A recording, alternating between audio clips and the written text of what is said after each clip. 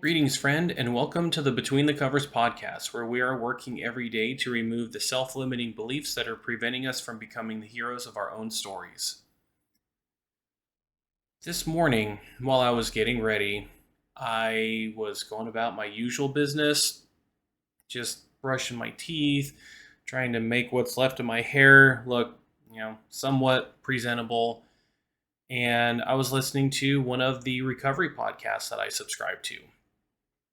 These guys like to change things up with their intro. One of the co-hosts loves to just come up with a pop culture reference or music reference, some kind of quote or something that they tie into the topic that they're going to be discussing. And it was innocuous, and yet the quote that this host decided to bring to this podcast really triggered something inside of me. And it inspired the topic of this podcast. And what he said was, "Sticks and stones will break my bones, but words will never hurt me." Maybe you've heard this phrase before. I heard it a lot growing up. And when we're talking about doing any kind of work here to become the heroes of our own stories, one of the things that often, well, not so often anymore, I guess, it seems to be more and more commonplace these days to acknowledge what's been said about you, that there is such a thing as harm that can be done to you mentally. It's not just physical. I grew up in a house where if there was no blood, then there was no foul. If you were hurt and my mom and dad looked over us, if there was no blood, just walk it off, you'll be fine. And we've kind of taken this mentality to our mental health as well. At least it's something that I've observed. There are a lot of people that do not acknowledge the invisible harm that's been done. And especially with my wife and her anxiety, it's difficult to get people to understand what's really going on because to them, they don't see anything. There is no problem. You look normal. You look fine. Problem is that what's taking place isn't visible. It's not even physical in any way. And I have a very personal story that I want to share with you today about the impact that words can have on us, and how I would even say there are certain scenarios where the words that are said to hurt someone can even be worse than having someone use a stick or a stone to try and break some bone. This all starts back when I was a young child. I never was the most fit kid. I believe I've even mentioned this on a previous episode. I was not that, well, I guess the best way to say it is I was pretty husky. I was a bigger kid. I learned very early on to use food as a means to cope with my emotions. And this garnered some unwanted attention from my peers and my classmates. At school, while I did have some friends, I also had individuals who would just bully me and call me names. On the playground, I was fat, I was fatso, so generic, we'll say. And yet, these words still had an impact on me. If I went to my parents to tell them about these names that I was being called, I probably heard something along the lines of sticks and stones will break your bones, but words will never hurt you. Or they would just tell me, just ignore them. Just ignore them. Don't even give them the time of day. While that may work with some bullies, I wasn't able to just ignore them. And a lot of this comes down to my empathy. I I am an empathetic person. That's something that I was born with. And I didn't know what to do with this empathy. I was often told not to cry. I was often told to just buck up and it's going to be okay. Stop crying. There's no reason to shed these tears. So I didn't know what to do with my emotions other than just stuff them down. My emotions were cumbersome to the people around me, so I had to do something else. And the only thing I knew to do was just to keep stuffing them down. Unfortunately, names, these cruel names about my weight and these habits that I had, they did not stay only at school. They were perpetuated at home as well. My twin brother and I, we grew up with nicknames that could be switched out to either one of us of Bubba and Tank. And those were just because of how big we were. Imagine being a kid who is 7, 8, 9 years old and having this kind of negative attention wherever he goes. That doesn't create a good environment for a young boy to prosper. And I often would just wonder, when is this all going to end? And it did eventually end. That stage ended when I went into middle school. And it got much, much worse. I wish that I could have gone back to people just teasing me because of my weight. No, it got way worse when I was in middle school. To paint the picture for you, I still live today in a very conservative part of southeastern Washington state. And I had a mullet. I had a mullet when I was in grade school, carried it into middle school. For those of you seeing the video portion, I know it can be a little shocking to consider that I had a mullet, but I promise you there is photographic evidence of me with my mullet at my dad's house. There are family portraits and there are some old pictures of me where I did have my mullet. And I wasn't the only one. My twin brother also grew out a mullet. And this garnered even more unwanted attention. My twin brother, when it was the spring of our first year in middle school, he decided to cut his hair. He couldn't handle the attention anymore. And I have processed this story. I've shared it so many times before. I still have no clue why I had this stubborn, obstinate bone within me that said, no, I am going to be who I am. And I kept my long hair. This meant for the better part of 3 years, I was the only boy in my middle school who had long hair. At least I don't recall seeing anyone else who did. I guess a better way to say it is I was the only one in my class who had long hair. And I received a lot of negative attention because of it. Not only was I a chubby, husky kid who was not really all that athletic, I was also a boy with long hair.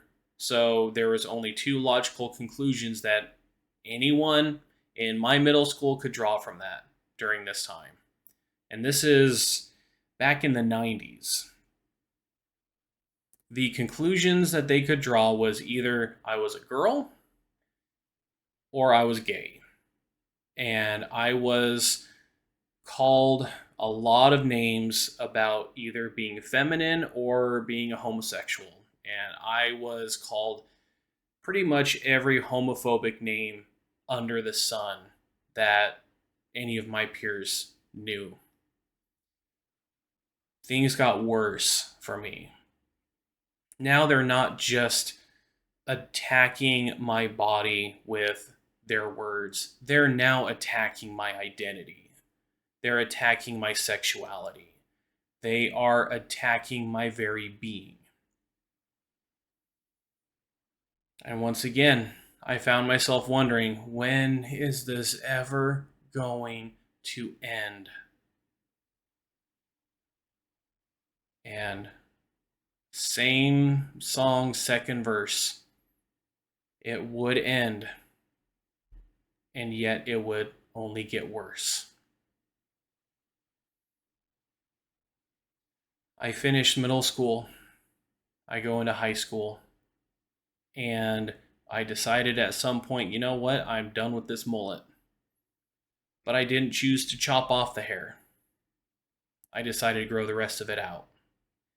And one of the key memories that I can remember from this time was an upperclassman. While I was out in the hall, I think I left something. I had to go to my locker. Most everyone's in class, and there's some upperclassman that is heading from one class down to another hall. And he sees me, and during this time, there is this difficult period when you're trying to grow your hair out, where the hair on top of your head is long enough to get into your eyes, and yet it's short enough to not get into a ponytail.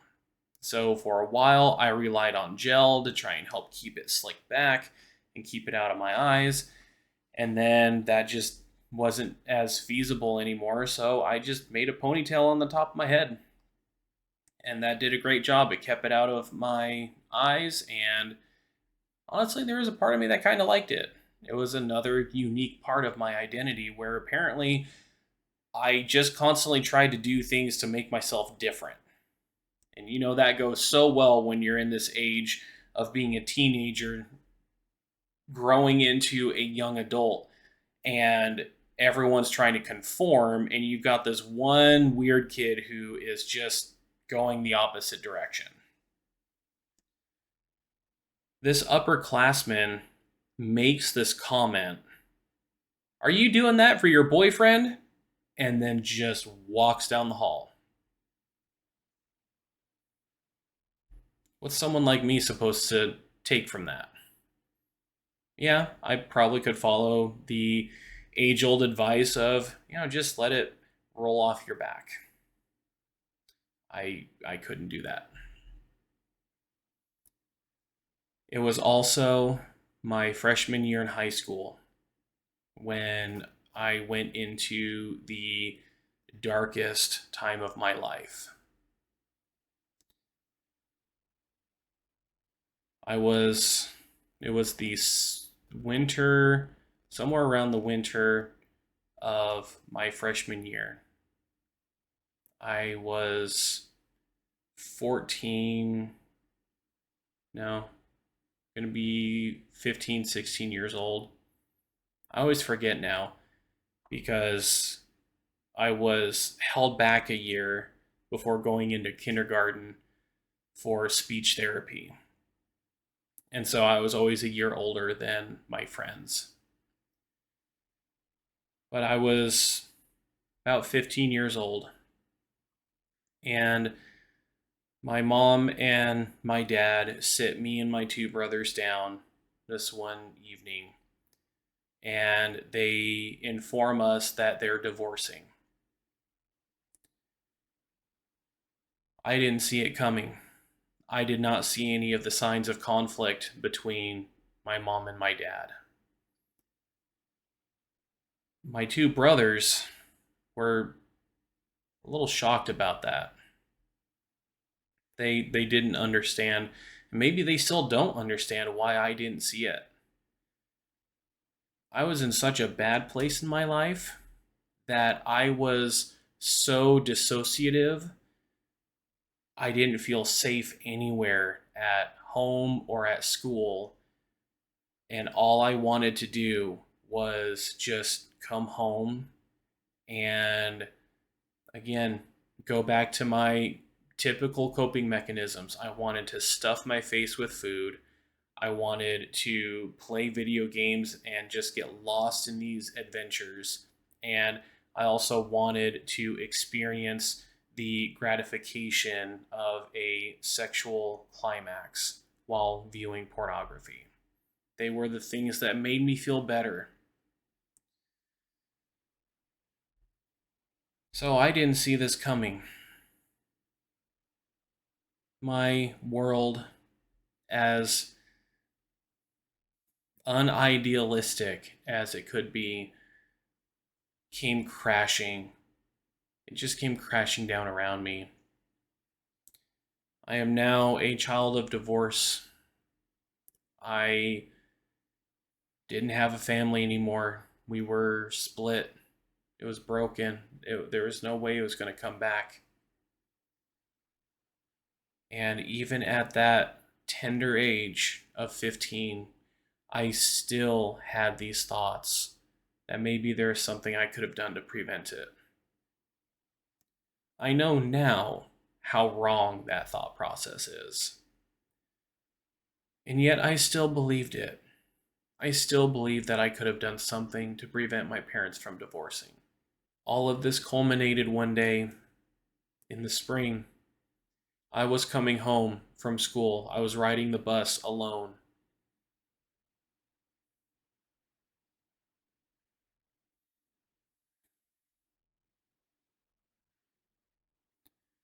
Once my parents divorced, I don't think I ever felt more alone in my entire life.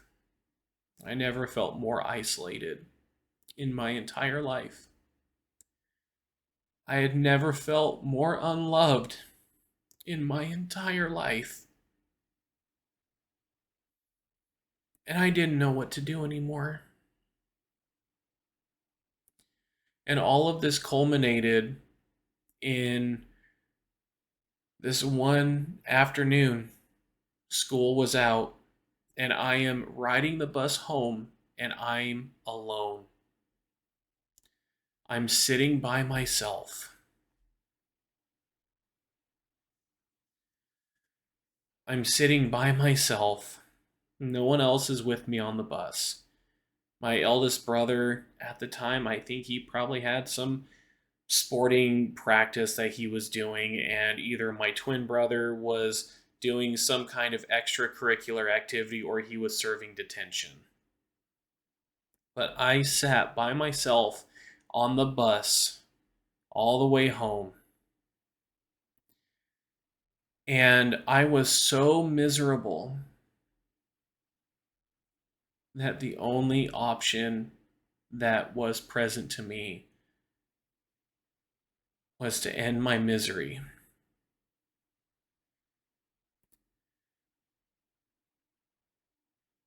Before I got home, I started coming up with an idea of how I was going to end my misery. My parents, because of mine and my twin brother's fascination with fantasy and medieval knights, they bought us some replica swords, and we had them in our bedroom closet.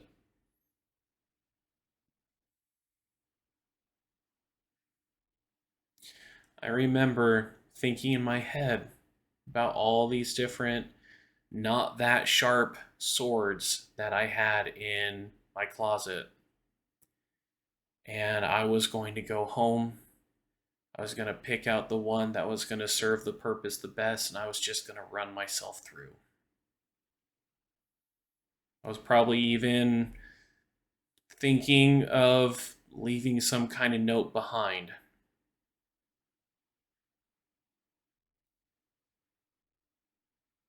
When I got home,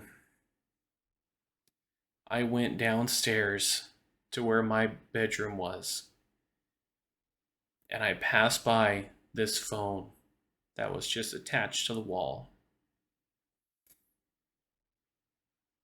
And something inside of me urged me to just pick up that phone. And I did. And I called my mom's work. I dialed that number so many times.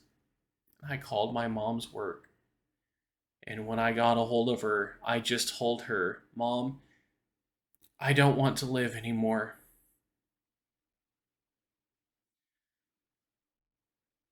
Somehow I took that brave step to just say,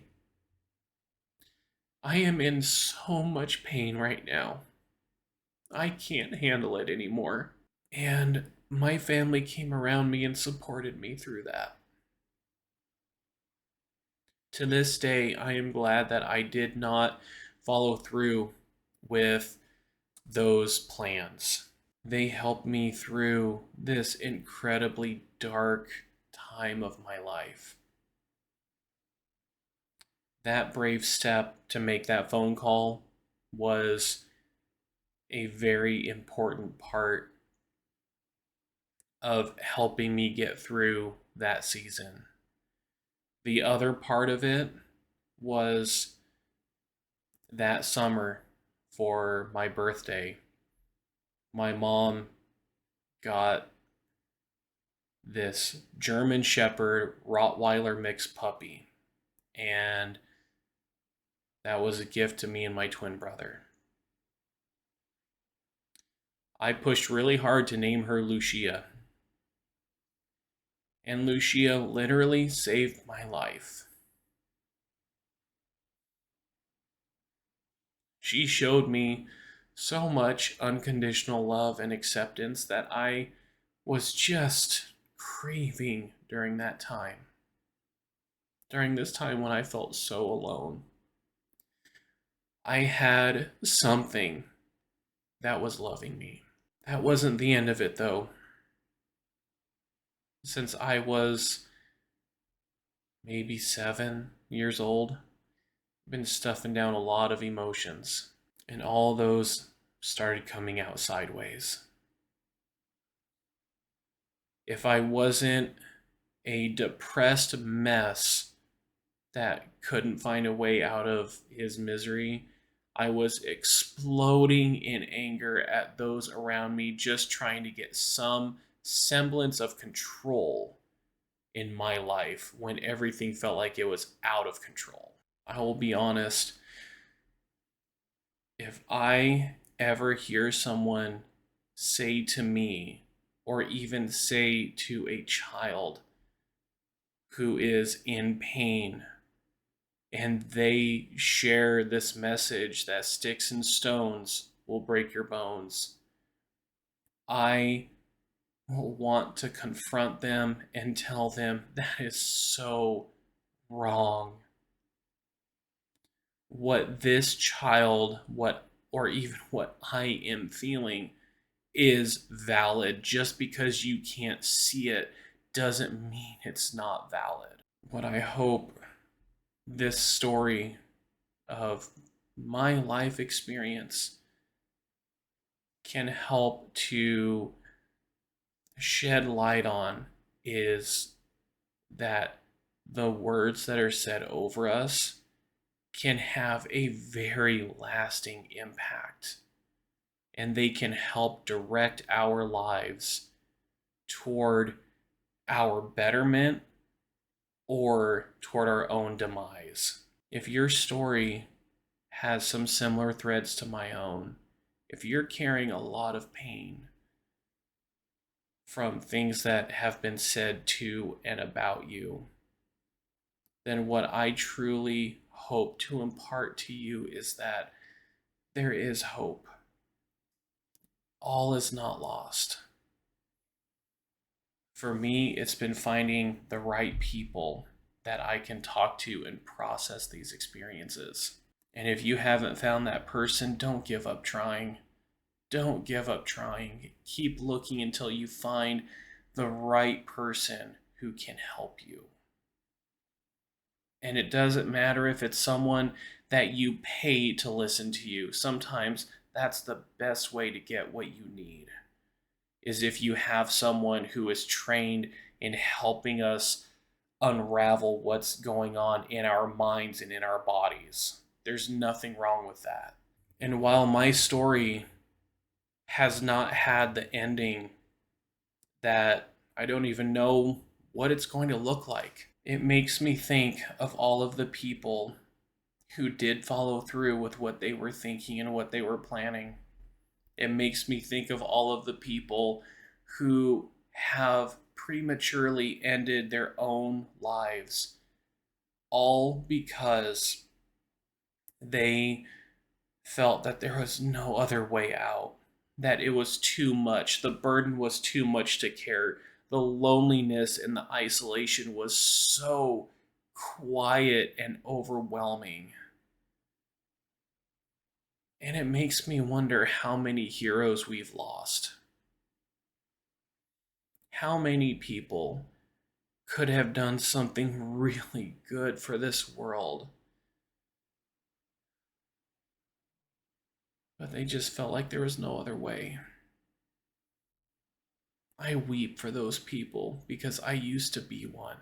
Never forget that the words that were spoken over you can have a lasting impact on you. And at the same time, the words that you speak over someone else have a lasting impact on them. Which is why I want to end this time by saying, you're worth it. You're valuable. And there are people out there who will and do love you. Sometimes you just have to keep looking. And that's so hard to do. And I get that. It is so hard. But when you find them, it is so worth it. It is so life-giving. And one last thing here. It's the holiday season, at least here in the United States. It's supposed to be the most wonderful time of the year. And yet, for a lot of us, it's not. It's not a wonderful time of year. Some of us don't have family to spend the holidays with. Some of us are going to go back to our families and be belittled and treated like a child.